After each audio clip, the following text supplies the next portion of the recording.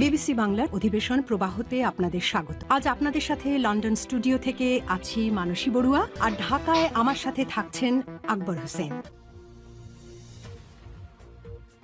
বাংলাদেশের সর্বশেষ গুরুত্বপূর্ণ আপডেট সংবাদে আপনাকে স্বাগত। শুরুতেই সংবাদ শিরোনাম, পরে বিস্তারিত। প্রথমেই জানাবো, এই মানুষটার আলোচনা সমালোচনা যাই থাকুক না কেন, প্রতিটি দুর্যোগে সবার আগে হাত বাড়িয়ে দেন বাংলাদেশ জামাত ইসলামের আমির। বাংলাদেশ জামাত ইসলামের আমির ডাক্তার শফিকুর রহমান তার বিরুদ্ধে যে যতই সমালোচনা করুক না কেন, বাংলাদেশ জামাত ইসলামের আমির ডাক্তার শফিকুর রহমান যে কোনো দুর্যোগে তিনি সবার আগে মানুষের পাশে দাঁড়ান। তার মতো একজন বয়োজ্যেষ্ঠ মানুষ হয়ে তিনি এই দুর্যোগ মোকাবেলা করে কিভাবে জনগণের পাশে দাঁড়ান, তার থেকে আমাদের দায়িত্বশীল সরকারকে অবশ্যই শিক্ষা নেওয়া উচিত বলে মনে করছে বিভিন্ন রাজনৈতিক বিশ্লেষক এবং দায়িত্বশীল ব্যক্তিরা। জানাবো, সরকার জনগণকে বিদ্যুতের বদলে হাতে হারিকেন ধরিয়ে দিয়েছে বললেন হাসনাত আব্দুল্লাহ। জাতীয় নাগরিক পার্টি এনসিপির সংসদ সদস্য হাসনাত আব্দুল্লাহ জানিয়েছেন যে, আমরা দেখতে পাচ্ছি বিএনপি তারা আসলে এমন ধরনের কার্যক্রম করছে যেটা কোনোভাবেই গ্রহণযোগ্য নয়। তারা এমনভাবে কার্যক্রম চালিয়ে যাচ্ছে যেটা দেখে মনে হচ্ছে যে সবকিছু একদম তছনছ হয়ে যাচ্ছে। তারা মূলত আবারও দেশ জুড়ে ষড়যন্ত্র শুরু করেছে। সরকার মানুষের হাতে বিদ্যুতের বদলে হারিকেন তুলে দিয়েছে, জন্য ঘন ঘন লোডশেডিং, বিদ্যুৎ থাকে না। 2001 থেকে 6 সাল পর্যন্ত তারা ক্ষমতায় থাকাকালীন দেশে বিদ্যুৎ থাকতো না। এদিকে মটিকুলাস ডিজাইনে জামাতের বিজয় কেড়ে নেওয়া হয়েছে বললেন বুলবুল। বাংলাদেশ জামাত ইসলামের কেন্দ্রীয় নির্বাহী পরিষদ সদস্য, ঢাকা মহানগরের দক্ষিণের আমির মোহাম্মদ নুরুল ইসলাম বুলবুল এমপি বলেছেন যে, জামাত ইসলাম ঢাকার সব কয়টি আসনে জিতলেও অন্তর্বর্তীকালীন সরকার মটিকুলাস করে তারা বিরোধী দলকে আমাদের বিজয় তুলে দিয়েছে। তিনি বলেন, এদেরকে কোনোভাবেই আমরা ক্ষমা করব না। তিনি আরও জানান যে, আমরা যে বিজয় হয়েছি সাবেক উপদেষ্টা রিজওয়ানা সেই সব কথা তিনি টক শোতে বলে দিয়েছিলেন। এরপর জানাবো, বিশেষজ্ঞদের মত, এমন আবহাওয়া দেখা যায়নি বিগত 4 দশকেও। টানা ভারী বর্ষণ এবং উজান থেকে নেমে আসা ঢলে দেশের বিভিন্ন অঞ্চলে বন্যা পরিস্থিতির আবারও অবনতি হয়েছে। পানি উন্নয়ন বোর্ড বা পাবর তথ্য অনুযায়ী দেশের 10টি নদ-নদীর পানি বর্তমানে বিপদসীমার উপর দিয়ে প্রবাহিত হচ্ছে। সবচেয়ে বেশি ক্ষতিগ্রস্ত হয়েছে ফেনী, নোয়াখালী, লক্ষ্মীপুর, চট্টগ্রাম, কক্সবাজার ও পার্বত্য চট্টগ্রাম অঞ্চলে। সুরমা, কুশিয়ারা, মাতামুহুরী এবং সাঙ্গু নদীর পানি বৃদ্ধি পায়, বিস্তীর্ণ এলাকা প্লাবিত হয়ে গেছে। এবং সর্বশেষ জানাবো, বর্ষায় বিপর্যস্ত দেশ, 12 লাখ মানুষ পানিবন্দী। বন্যায় 9 জনের মৃত্যু, ঢলে ভেসে যাচ্ছে মৃত 2 শিশুর লাশ। সারা দেশে ভারতের হিন্দুত্ববাদীরা পাহাড়ি ঢলের কারণে তারা বিভিন্ন নদ নদীর গেট খুলে দেওয়ার কারণে বাংলাদেশে হু হু করে ঢুকছে পানি। অবস্থায় ভারতের কুখ্যাত সন্ত্রাসীরা, হিন্দুত্ববাদীরা তারা মূলত বাংলাদেশকে বেকায়দায় ফেলার জন্য এই ধরনের কার্যক্রম তারা চালিয়ে যাচ্ছে। অবস্থায় আসলে বলতে গেলে সবকিছু অত্যন্ত দুঃখজনক ঘটনা যে আমাদেরকে দেখতে হচ্ছে। এই মুহূর্তে তারা উজান থেকে পানি ছেড়ে দেয়, বাংলাদেশের বেশ কয়েকটি জেলা পানি নিচে তলিয়ে গেছে। প্রিয় দর্শক, আপনি কি মনে করেন ভারতের এই হিন্দুত্ববাদীরা তারা প্রতিনিয়ত আমাদেরকে ষড়যন্ত্র করে আমাদের দেশের বিরুদ্ধে তারা যে ষড়যন্ত্র শুরু করেছে সে বিষয়ে আপনি কি মনে করেন? আপনার মূল্যবান মতামত কমেন্ট বক্সে কমেন্ট করে জানিয়ে দিন। এতক্ষণ শুনছিলেন সংবাদ শিরোনাম, এবারে বিস্তারিত। তবে তার আগে বন্ধুরা, অনুরোধ থাকবে এই সংবাদটিতে একটি লাইক দিন। এই চ্যানেলে আপনি নতুন হয়ে থাকলে আমাদের সংবাদটি দেখতে দেখতে চ্যানেলটি সাবস্ক্রাইব করে রাখুন। কমেন্ট করে বন্ধুরা আপনার মূল্যবান মতামত জানিয়ে দিন আপনি বিশ্বের কোন দেশ থেকে বা বাংলাদেশের কোন স্থান থেকে আমাদের সংবাদটি দেখছেন এবং শুনছেন। আর বন্ধুরা, সংবাদটি আপনার সোশ্যাল মিডিয়া ফেসবুকে শেয়ার করে বন্ধুদেরও দেখার সুযোগ করে দিন। গাজা যুদ্ধে আপনি যদি নিরীহ ফিলিস্তিনিদের ভালোবেসে থাকেন বন্ধুরা, কমেন্টে ইয়েস লিখে পুরো বিশ্ববাসীকে আমাদের এই তাজা আপডেটটি দেখার সুযোগ করে দিন। এবারে বিস্তারিত।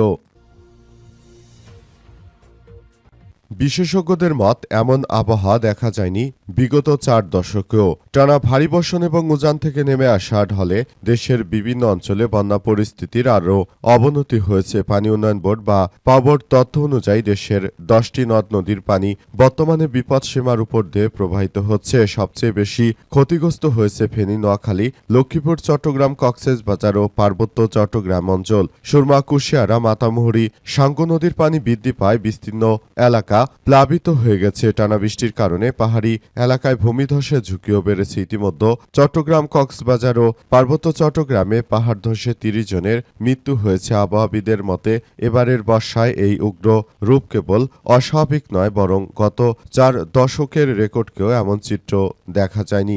দুর্গত এলাকায় বিদ্যুৎ সরবরাহ ব্যাহত হয়েছে, দেখা দিয়েছে বিশুদ্ধ খাবার পানির সংকট, লাখ লাখ মানুষ পানিবন্দী হয়ে পড়েছে। অনেক এলাকায় সড়ক যোগাযোগ বিচ্ছিন্ন হয়ে যায়, ত্রাণ ও উদ্ধার কার্যক্রম পরিচালনায় বেগ পেতে হচ্ছে।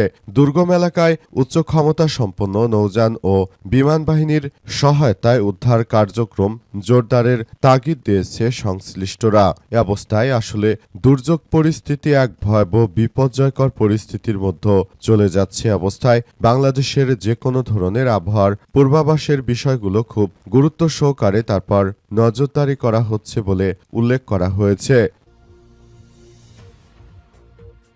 সরকার মানুষের হাতে বিদ্যুতের বদলে হারিকেন তুলে দিয়েছে বললেন হাসনাত আব্দুল্লাহ। জাতীয় নাগরিক পার্টি এনসিপি দক্ষিণাঞ্চলের মুখ্য সংগঠক, কুমিল্লা 4 আসনের সংসদ সদস্য হাসনাত আব্দুল্লাহ বলেছেন, 2014 থেকে 18 সালে নির্বাচন ছিল মিডনাইট ইলেকশন। তখন ভোটের ফল প্রকাশের আগেই ভোট চুরি হয়ে যেত, কিন্তু আমরা দেখতে পেলাম বর্তমান সময়ে আমরা এত আন্দোলন সংগ্রাম করেও তারপর বাংলাদেশটাকে যে পর্যায়ে নিয়ে এসেছি সেখানেও আমাদেরকে তারা যথাযথভাবে আমরা আসলে দেখতে পেলাম যে বিএনপি আবারও সেই একই কায়দায় তারা জালিয়াতি করে আমাদের ব্যাপারগুলো, কিন্তু সেই একইভাবে তারা নির্বাচনে আমাদেরকে হারিয়েছে। আমরা বলতে চাই, যদি এই ধরনের তোমাদের মনের ভিতরে থেকে থাকতো তাহলে আগে থাকতে বলতে।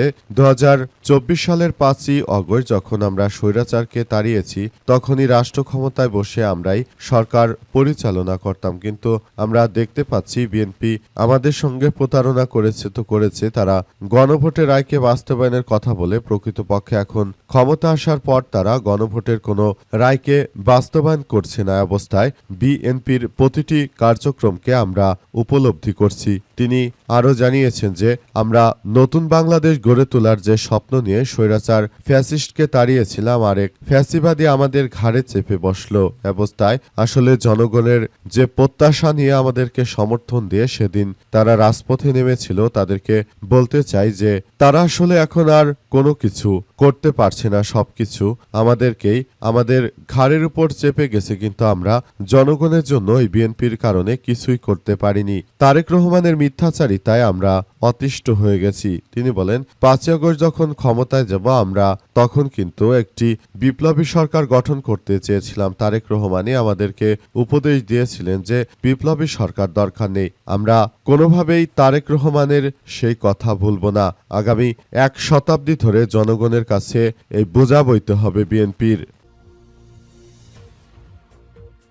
এই মানুষটার আলোচনা সমালোচনা যাই থাকুক না কেন, দুর্যোগ এলেই সবার আগে তিনি হাত বাড়িয়ে দেন, আর তার নাম বাংলাদেশ জামাত ইসলামের আমির ডাক্তার শফিকুর রহমান। গণ অধিকার পরিষদের নেতা ফারুক হাসান বাংলাদেশ জামাত ইসলামের আমির ডাক্তার শফিকুর রহমান সম্পর্কে বলেছেন, এই মানুষটার আলোচনা সমালোচনা যাই থাকুক না কেন, বাংলাদেশের যে কোনো দুর্যোগে তিনি সবার আগে সহযোগিতার হাত বাড়িয়ে দেন। শুক্রবার নিজের ফেসবুকে বিরোধী দলের নেতা এবং জামাত ইসলামের সংসদ সদস্য শাহজাহান চৌধুরীর একটি ছবি পোস্ট করে তিনি ক্যাপশনে কথা লিখেছেন। ছবিতে দেখা যাচ্ছে জামাতের আমির চট্টগ্রামের বাঁশখালী উপজেলার বন্যা ও উপদ্রুত এলাকা পরিদর্শন করেছেন।